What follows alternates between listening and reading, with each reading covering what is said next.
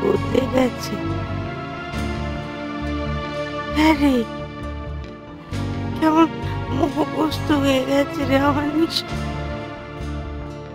ওই মেয়েটার রূপে, মেয়েটার চলা গলায় আমার নিশি একদম আষ্টে পৃষ্ঠে জড়িয়ে গেছে। ওর আর কিচ্ছু করার নেই। আরে হায়, আমি ওই মেয়েটাকে ভাবলুম মা রে, বাপ মা মরা মেয়ে, কেমন সরল মুখ, সরল চোখ। আমি বাড়ির বড় বউ করে আনলুম। দেখ, এই কটা দিনের মধ্যে আমার পায়ের তলার মাটিটা কেমন সরিয়ে দিচ্ছে যে শ্যামল। আমি বসে আছি, আমি ভাবছি যে আমি ওর পরীক্ষা নিচ্ছি। না, ও আমার পরীক্ষা নিচ্ছে রে। আমার ছেলেকে আমি কতটা ধরে রাখতে পারি তার পরীক্ষা নিচ্ছি রোজ রোজ। আর জানিস, আমি না রোজ রোজ পরীক্ষা দিচ্ছি আর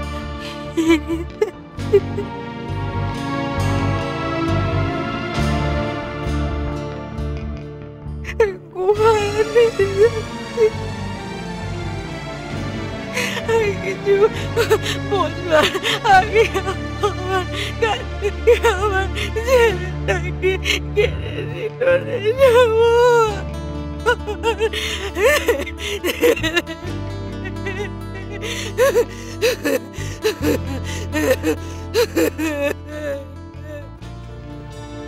মায়ের নিশ্চয়ই খুব খারাপ লেগেছে। তুমি অত ভেবো না, আমি কাল সকালেই মাকে সব বুঝিয়ে বলে দেবো। দেখবে মা ঠিক বুঝবে। সে তো বলবে, কিন্তু আমাদের আগেই বলে দেওয়া উচিত ছিল। মা এখন তো ভাবতেই পারে যে মা ওইগুলো দেখে নিয়েছে বলে আমরা গিয়ে সব কথা বলছি।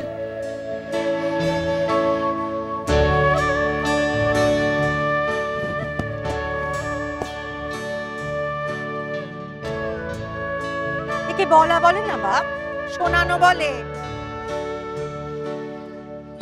যখন আজকে গিয়েছিলি চাকরিটা পেতে, আমাকে বলে গেছলি? যাসনি, এর নাম করে গেছলি, করিসনি।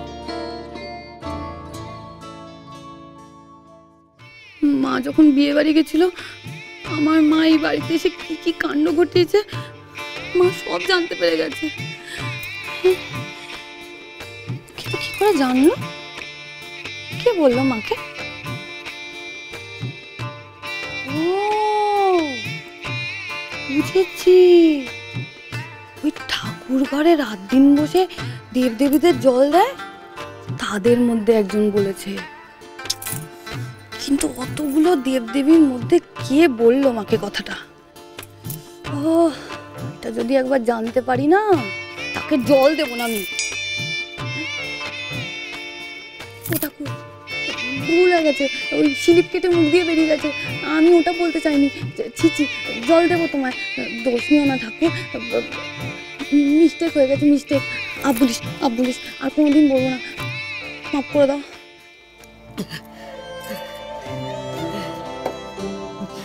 মা, ব্যাপারটা ঠিক করে খুলে বলো তো, আমি কিছু বুঝতে পারছি না। তোদের বড়দা তার মাকে ঠকাতে শুরু করে দিয়েছে সব। নিচে কথা কয়ে নাটক করে মাকে ঠকাতে শুরু করে দিয়েছে। তুই জানিস, আজ বাস স্ট্যান্ড থেকে হাত কাটার বাহানায় তার বউকে নিয়ে সে সোজা কালে চলে গেছিল। আরে সেখানে তাদের আজ পেরাজ দেওয়ার দিন ছিল না। কি তোমাকে না জিজ্ঞেস করে বড়দা? না, জিজ্ঞেস করা তাড়াতাড়ি সে জানে তো আমি সুদলে যেতে দেবো না, তাই সুদলে নিয়ে আমাকে এত বড় কাণ্ডটা সে ঘটালো। সে মিথ্যে নাটক করলো, মার সামনে হাত কেটে দিল। জানিস, হয়তো রক্ত দেখে আমার পড়াটা ঠিক রাখতে পারছি না। আমি বলছি তাড়াতাড়ি বাড়ি আয় না, এই ডাক্তারের কাছে যা। তুই শুনেছিস আমার, তোর বড়দাকে কখনো দেখেছিস ডাক্তারের কাছে যেতে? কাছে আমি ভাবছি তার যন্ত্রণার কথা, আর সে ভাবছে তার বউয়ের পিরাইজ পাওয়ায় হাতে তালি দেওয়ার কথা রে।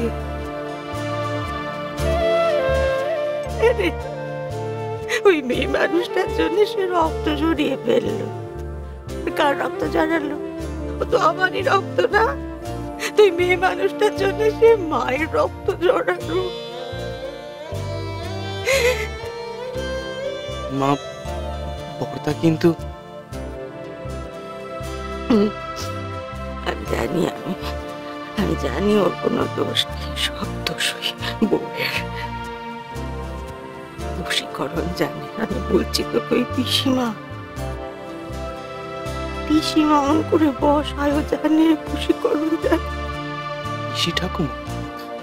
আরে তুই ভাব শ্যামলী, পিসিমার মতো মানুষকে যে বশ করতে পারে, তার কাছে তো তোদের বড়টা ছেলে মানুষ নষ্টি। আমি এত টাকা মিছে কথা ছড়াছড়ি এসব থেকে ছেলেটাকে দূরে রাখলুম, আর এখন আমার ছেলেটা ও মেয়ে কারণ নিজের হবে না শ্যামল, কারণ নিজের হবে না। ও আমার ছেলের ঘাড়ে চড়ে ওকে বশ করিয়ে গিরাস করে ফেলবে। আমি না একা একা বাঁধতে পারবো না, বুঝলি না শ্যামল? তুই একটা কিছু ভেবে একটা উপায় কিছু বার কর শ্যামল, যাতে ওই মেয়েটার আসল রূপটা তোর দাদার সামনে আসে, তোর দাদা মেয়েটাকে চিনতে পারে, ওর মোহ ভাঙে। একটা কিছু উপায় বার করে দেবা শ্যামল। একটা কথা বলবো, রাখবে? একটা কথা বলবো, রাখবে?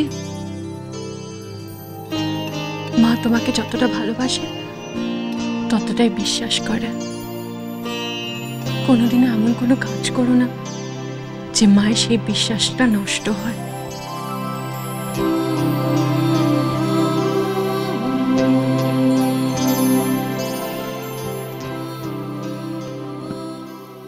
মা, তুমি যা যা বললে এই আগে আমি সবকিছু আমি চোখের সামনে দেখেছি মা। বড়দার কাছে বড় বৌদি ছাড়া সবাই ভুল, সবাই মিথ্যে। আমি এতদিন কিছু বলিনি, ভেবেছিলাম তোমরা হয়তো আমার ভুল বুঝবে, কিন্তু এখন যখন তুমি বলেছো মা, দেখো আমি এটা ঠিক কোনো উপায় বার করবো। বড় বৌদির মুখোশ আমি ছিঁড়ে ফেলবোই মা।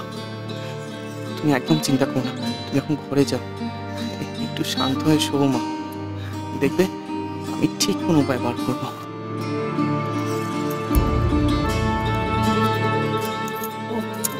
শ্যামল, একটা কথা, এই যে আমি তোকে যা যা কথা কইলাম, আমার আর তোর মাঝে যা যা কথা হলো, এ যেন আর কেউ না জানতে পারে। কেউ না মানে কেউ না।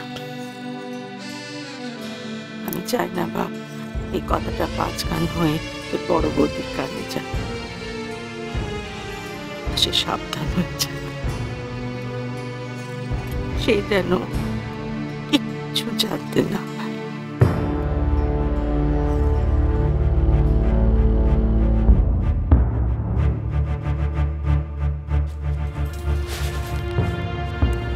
মা, আমি করব। ঝাড়ো, দেখো গমে যেন মোটে ধুলো না থাকে।